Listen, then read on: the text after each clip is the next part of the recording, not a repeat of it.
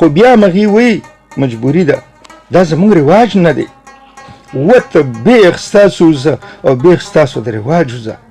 خو یو رواج دا هم دی چې په دې خپلو ګناهګارو مې لیدلی دی چې ناوې په ډولۍ کې راشي، اول ځل خپلې کوټې ته ننوځي نو په وره کې ودرېږي، په یو لاس ته ور درشلو نیسي او په بل لاس 3 لپې وربشې یا وریجې شاته وولي او دا وریجې په غلبیل کې وي، نو په 4م ځل هغه غلبیل شاته وولي او په دغه غلبیل چې کومه پیغله جنۍ ولګي نو هغې ته بختوره وایي او نورې جنکې ورته مبارکي ورکوي چې دې پسې ستا وار دی. او نننۍ موضوع ده په پښتو ادب کې تکل. دا تکل یو وار به بیا مونږ دې ملګرو ته ووایو چې دا تکل څه ته وایي که نه.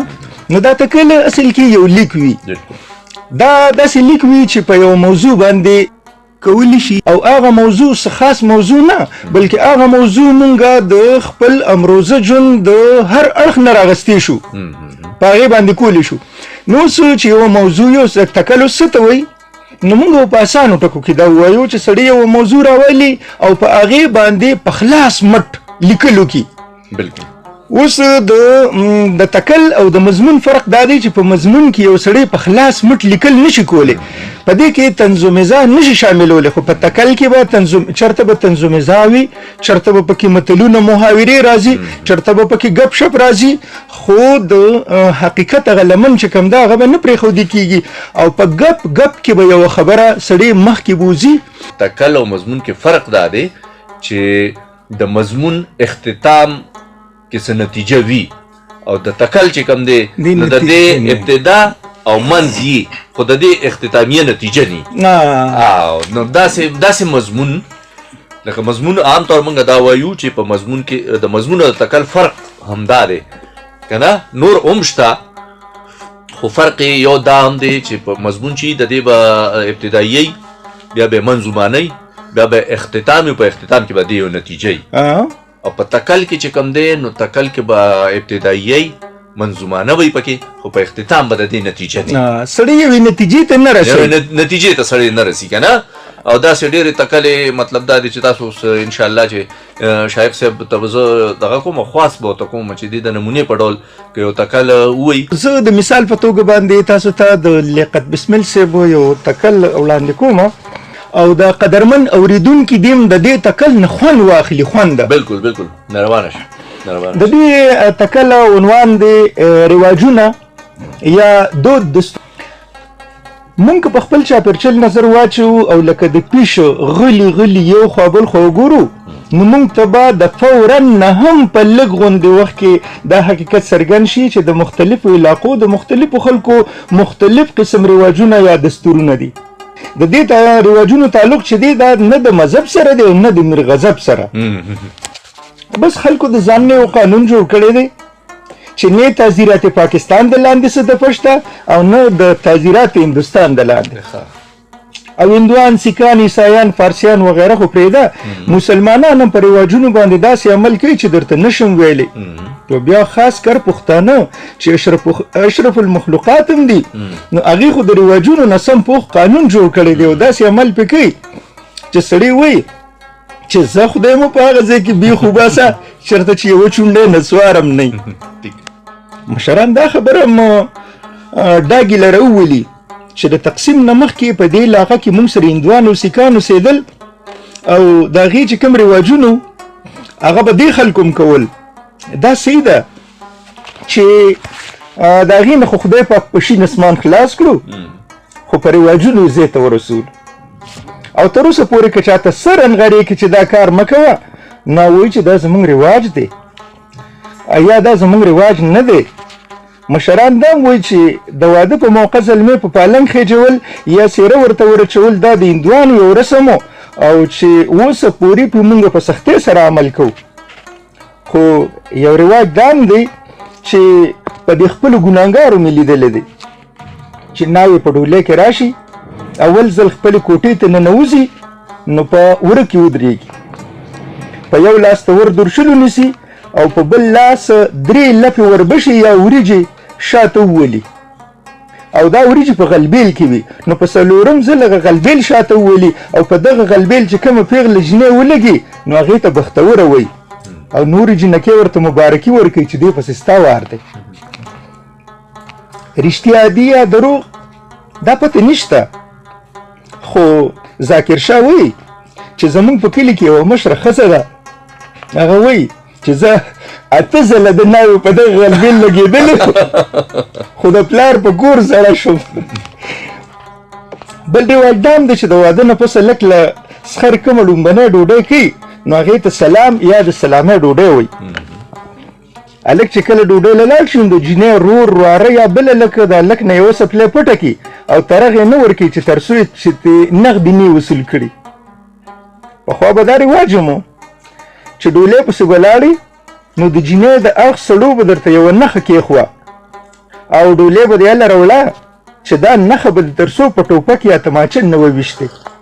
شکر دی اوس کارتوس هم ګران دي او حکومت هم په ډزو پابندي ولګوله نو د دغه غم نه خو بېغمه کړو. په بعضې ځایونو کې دا رواج دی چې د واده زلمې پالنګ له روان شي نو خپل لمزولي ته کله جامې وشلئ او کله په خټو کې لید پید کړي.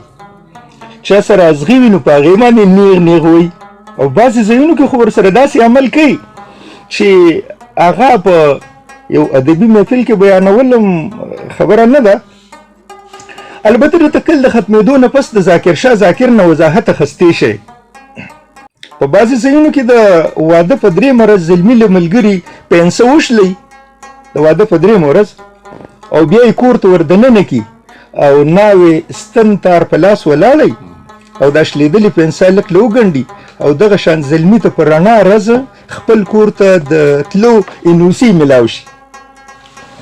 یو بل رواج چې دا صرف په کلو بانډو کې لیدلی شوی دی هغه دا چې ناوې د واده په 3 ورځ 3 څپیا کې وتپي او بیا په وړوکي کټکي کینی او لږې شان شونډلې وکړي او دا د کور د کارونو د رسم افتتاح د تبۍ نه نقاب کشایي وکړي.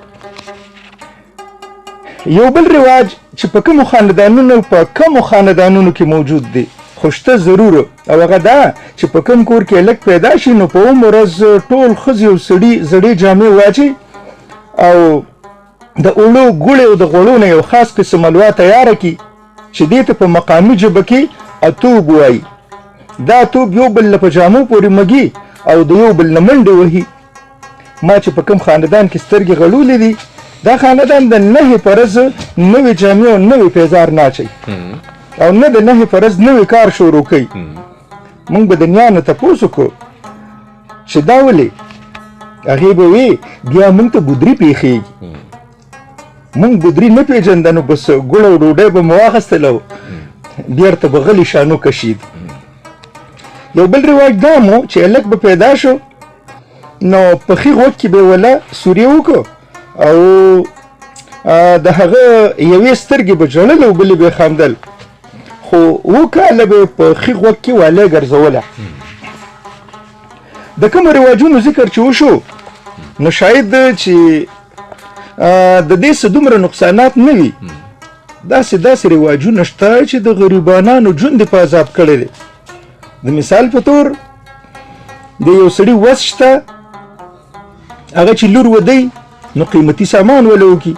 اوس چې غریب سړی مالدار ته وګوري نو کور خرڅوي ځان ګاڼه کوي خو مالدار سره په دې رواج کې سیالي کوي. یا د کویدن ګوټ دی یو سړي په ګوټ کې 1000 روپۍ واچولې او بل سره د بیړۍ یوه پیسه هم نه وي نو د بل نه غلي شان را قرض کړي او هغه هم په ګوټ کې 1000 روپۍ واچوي. په بعضې خاندانونو کې د رشتو په سلسله کې هم د رواج نه کار اخیستی شي لکه دا زموږ رواج دی چې نه بل خاندان له جینۍ ورکوو او نه د چا نه کوو. اوس یو هلک دی یا جینۍ ده یو بل ښه خوښ دی خو مشران یې د دې یېرې غوښتو له نه ورځي چې دا د هغې رواج نه وي چې یو بل خاندان سره رشته وکړي او بعضې وخت د دې رواج تر مخه دومره نقصان وشي چې خاندانونه پکې په شرمونو وشرمېږي قتلونه پکې وشي خو بیا مغې وایي مجبوري ده دا زموږ رواج نه دی وته بیخ ستاسو وزه او بیخ ستاسو د رواج وزه. دغه شان چې غم وشي نو د هغې مجبه رواجونه دي. زمونږ یو پیژنګلو دی وایي چې زما تره چې مړ شو نو په څلوېښتۍ کې زامنو په غټو وریجو کې میخه ورانه کړه. ولې چې د هغې وس کېده وایي چې زما پلار مړ شو نو ما هم په څلوېښتۍ کې په غټو وریجو کې میخه ورانه کړه. خو لا میاشت تېره نه وه چې قرضدارو ما له مشاده ورانه کړه. ډېرې ښایسته پیغلې د داج د سامان په باره کې د مختلفو رواجونو ښکار شي او تور وربلې سپین شي. په دې سلسله کې زمونږ ذاکر شاه ذاکر ورور فرمایي چې تور وربلې د بابا په کور کې سپین شي اور دې پورې شي په داج په رواجونو. یا عباسي یوسفزي هم د رواجونو نه داسې یریږي لکه د مارچیچلي چې د پړي نه یره کېږي او وایي چې د رواج د بندیزونو نه یریږم د دې لوړو لوړو غرونو نه یریږم. صرف د رشید جوهر د رواج نه بیخي سترګم نه سوځي او ښه غاړه غټۍ ورځي او بیخي په لارو کې ورته دروازې جوړوي او فرمایي چې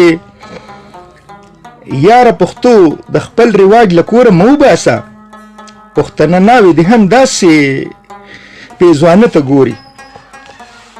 زمونږ ورور مهرندیش صاحب هم د رواجونو نه ګیلهمن دی. وایي چې د رواجونو دندوکار کې مینې تتې شولې څومره پیکه پیکه اشنا د زندګۍ تصویر دی. یا که د لایق ساده لایق صاحب تاثرات والو نو هغه خو د رواج نوم اورېدو ته نه دی تیار او په یو دوګانه کې داسې فرمایي چې نه مو ګناه کړې ده نه مو خطا کړې ده، د هر رواج نه مو په نره بغاوت کړی دی او مونږ محبت کړی دی.